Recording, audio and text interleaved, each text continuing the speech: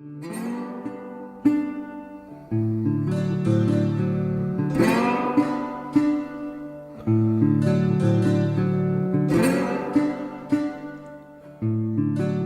has been said that alcoholics have trouble being part of a choir because they can't get past the do, re, me, me, me.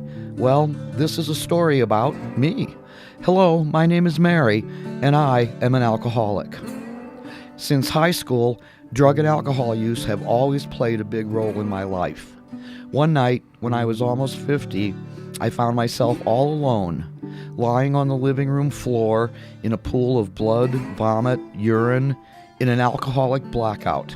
I had soiled myself, my broken eyeglasses, and a near-empty handle of vodka lay nearby. No longer could I imagine life either with or without drugs and alcohol. At the jumping-off place, I came to know loneliness like few people do, and I hoped for the end.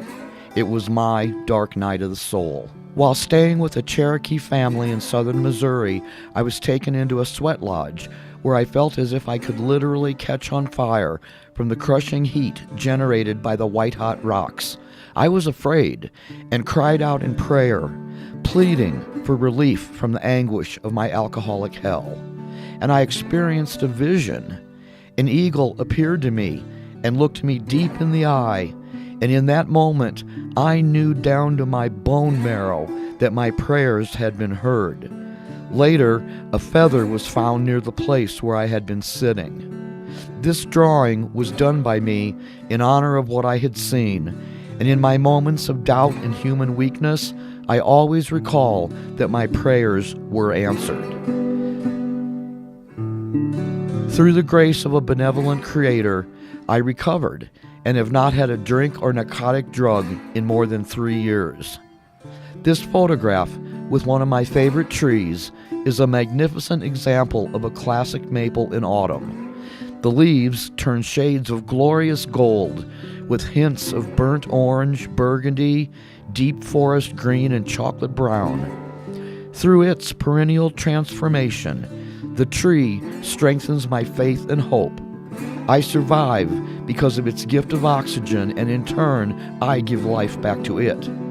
The significance of my connection to the tree reminds me that I am related to all living things. Here, I am inside the tree, trying to insert myself into its story in order to learn more about it anthropologically. I have come to know the nature of the tree a little better, and in the process, I come to meet myself as well. Today, I'm a graduate student at the University of Colorado in Denver, completing an assignment that required me to interview a community member. I spoke with Chris, Director of Impact for the Colorado Educational Cannabis Festival, which I learned was being billed as a family-friendly event. I was prepared to go on the defensive over the marketing strategy because cannabis had been a gateway drug for me. Chris informed me, though, that the event was planned as non-consumptive, one which is very different from a 420-friendly event.